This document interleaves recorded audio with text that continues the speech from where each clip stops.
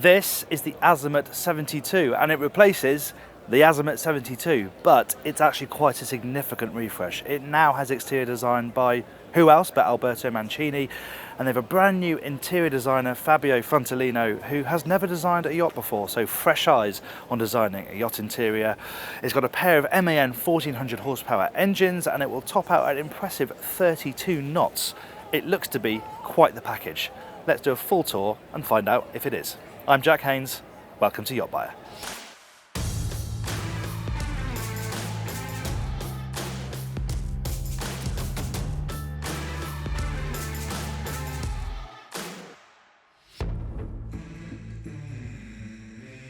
Before we get going, please make sure you subscribe to the YachtBuyer channel. I wouldn't want you to miss any of our tours or sea trials, and if you subscribe and hit the bell icon, you never will.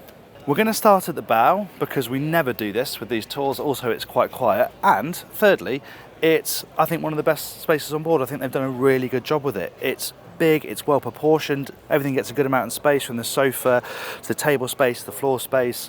It looks great, I think. I love the look and the detailing, all this nice wooden detailing. Interested to know how well that will fare after an absolute battering from the sun and some salt water. But in terms of look and feel, it's really classy and it looks different, and I really like it. And there's some clever stuff going on as well, because what you can do is extend this here. It's in bench mode at the moment, so I can sit facing the people over there, but you can heave this whole thing over. It is quite heavy, but then it extends and drops down here and becomes a huge sunpad. You've already got some sunpad space here, but if you really want to stretch out, you can do that and extend it even further. You can see what the canopy in place at the moment, just 4 carbon fibre poles that stow away when you're not using it, and this canvas, but this is providing very welcome shade at the moment. And then if we head down the starboard side deck, can talk a bit more about what it might be like to crew, because she's a big boat, but you've got nice wide side decks, of course, big high tow rails, lovely substantial mooring gear, and you've got boarding gates as well. They're further back on this boat, they align with the cockpit, so if you do need to get off, if you're side two, you can do it on both sides, which is nice. And the reason I've come down the starboard side deck is because this is where you have the third docking station for the joystick control. So you've got the docking station up on the Flybridge, of course, you've got the helm station here on the main deck, but you've also got this wing station here, which has got the joystick control plus the bow and stern thrusters. So if you're mooring stern to, like we are here, you have the best possible view of the aft end of the boat. Up to the Flybridge then, obviously a very important part of this boat, and you'll notice that up here you have the black powder coated railings in contrast to the stainless steel down below. That's a look that they're bringing into both the Magellano and the Fly range at the moment. A lot of manufacturers are moving towards this sort of looser feeling furniture back here, no different on the 72. It is fixed, but it doesn't look like it is. It's lovely, comfortable, relaxed, and a great spot out back, creating this sort of terrace vibe where you have the glass balustrade at the back of the Flybridge there. Works really nicely, and some dedicated sunbathing space back here. Obviously the wet bar, it's got all the usual stuff you'd expect, though I like this detail of the nice wooden raised panel where you can line up your drinks. Sink here, grill option here that this boat doesn't have, and then your usual array of cooling and bin and ice maker, all that sort of stuff down there. Moving forward, obviously you've got your dinette opposite, and then overhead you've got glass and a sunroof. There's a button down there on the radar arch, and you can slide this roof back to get some breeze coming in through it if you want to, but obviously with it closed you still get a nice amount of natural light coming down here. Nice bit of sunbathing space forward here as well, and then we're on to the upper helm, and obviously I'm not driving it, but from what I can tell from just sitting at the helm, it seems really nice. There's a good amount of adjustment in this seat, so I can get good and close to this enormous Azimut wheel. The throttles fall easily to hand. You've got the joystick on this boat as well, so that you can combine the proportional thrusters and the shafts of the MAN diesel engines to get IPS style control. And you of course use the bow thruster and stern thruster separately here with these switches down here. Separate co-pilot seat, and they've actually got a bolster function as well. So I mean the view is very good seated, and I like how high the windscreen is, but you can seat yourself a little bit higher if you want to in the rough sea. And nice to have the camera here as well, meaning that there is a third control station down in the cockpit. If you do want to berth from here, you can see the back of the boat really easily through the camera. And also, because of the position of the Flybridge hatch, I can't quite see the end of the bathing platform, but you can see crew to communicate with them from this helm. It's a good layout. Let's head downstairs.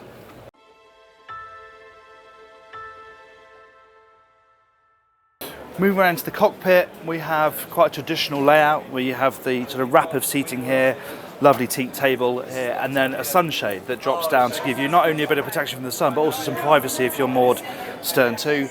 Over here you've got a little servery, there's a sink in here, a ice maker as well, and some storage down here. But what I really want to show you in this area is moving into the saloon, because they have a brand new interior designer, new to boating in fact. They've never designed a yacht before, Fabio Fantalino, and I've got to say I think it's really striking. They're not afraid to work with interior designers from outside the business, and I think it looks absolutely lovely. It's interesting, but it's still practical. It's not too crazy. I think it works really nicely. Over here you've got storage for all the glassware. That all works really nicely. It's all there aligned near the cockpit, near the saloon where you're going to need it most. Obviously you've got a nice amount of seating here. Again, connects really well with the cockpit. Low level furniture here as well. Over here is the television. Push a button, up it comes, the usual job, pop-up TV. And then moving forward it starts to get really interesting. I really love this material here, the stone material here at the table. The shape of these seats is lovely. And look at the lighting detail, it's fantastic. And this motif is sort of mirrored throughout the boat, and I think this effect is great. I mean, I know absolutely nothing about interior design, but it looks pretty good to me. And a nice mix here of sort of L-shaped dinette seating that's fixed, and then obviously the chairs you can move around. I think it works very well. And a midships galley, something that's fading away a bit, but maybe it's having a bit of a comeback. I've seen it on a few boats at Cannes Boat Show, which is where we're filming this. But this is a really nice sociable area.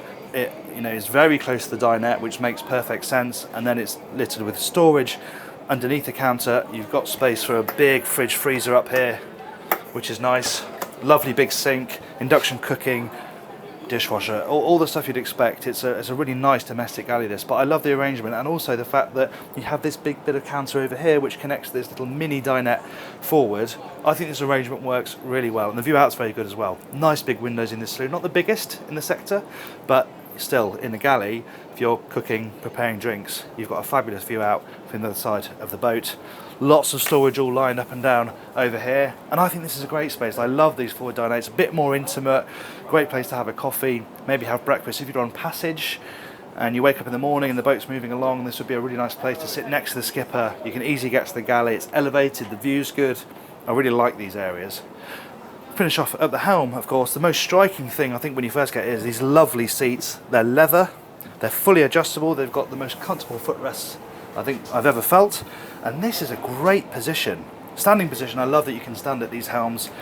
It's really nice if it is a bit rough. Sometimes just standing makes you feel a bit more confident. It's very easy to do so here. You've got this massive Azimut wheel, very familiar now, but the throttles are right underneath your hand, the joystick's right underneath your hand, the MFDs are nice and close. You've got a pair of Raymarines here, and then you've got this little panel down here which controls, all your switches are down here, the thruster. You've actually got a remote panel as well for the screen, so you don't have to use the touchscreen if you don't want to. And crucially, it aligns perfectly with the side door, so you can get out as the skipper really easily onto the side deck. Really, really crucial addition. It's a great Helm station. Let's see what it's like downstairs.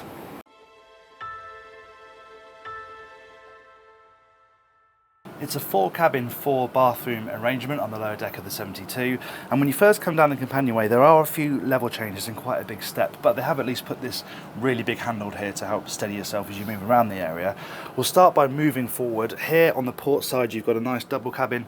There's only access to the bed down one side, but it is a good size. It's got the usual array of a bit of hull window and natural ventilation from a porthole, storage. Moving forward we have this cabin's ensuite, which is also the day head. You have access from inside that cabin, but also this door here, so guests can come down here in the day and use this bathroom. And then if we move right forward we have the primary guest cabin, this VIP double right forward. You can tell where we are because the headroom's really good. Lovely cabin, and again you're picking up all that lovely interior detailing which looks really smart, but it's practical as well. Eye level lockers, hang storage on both sides, and a really good generous ensuite for this cabin. Certainly the pick of the guest cabins. Now let's move amidships. We'll have a look at the third guest cabin and of course the owner's suite.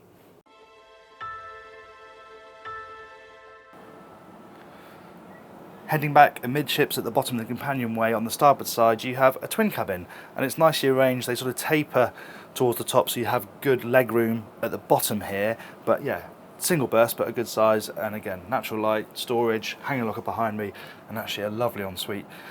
to this cabin. Then heading further amidships, we drop down a level, 3 steps, and we're into the owner's cabin. This is a really fabulous space. It feels like the interior design really comes together here. I think they'd gotten a little bit too bold with some of the previous designs. I think this gets it just right. There's enough interest, it's different, but it's not going to be divisive, I don't think. I think it works really, really nicely. I love the flash of colour over here on the storage. I like the mix of timber and the material down here. The lamp detailing is lovely throughout. We've seen that in the saloon, but it carries on down here as well. And a lovely ensuite. I think they've executed it beautifully. Not only is the space great because it goes almost the full beam, it is shared with a walk-in wardrobe over on that side, but the detailing in there is absolutely lovely. Every time you go in there, you pick up some little nice bit of detail. They've clearly worked really hard on that. I think it's fabulous. From here then, the final places to look are the crew quarters and the engine room. Back here at the transom then, of course, we've got a hydraulic platform that sinks down into the water. This is also where you'd mount the tender, sink it down and float it off. Of course, the passerelle as well. If you're in the Mediterranean moored stern too, you're going to want that. And then you can see you've got twin doors here. The one on the starboard side is just storage. Nice big storage void there where you can fit a lot of kit, especially if it's wet. Chuck it all in there and it's going to dry off fine in there. And then here you have really good access down into the crew space and engine room. And I think for a boat of this size, this whole area works really well. It's easy to access, that's a nice shallow staircase, easy to get into. And then although there's not a crew mess in here, bear in mind it's a 72 footer, you have got a berth out here which is open plan, so to speak, not amazingly private, it's only got a curtain. But then there is a completely separate cabin in here with a nice single bed, a bit of storage, its own air conditioning.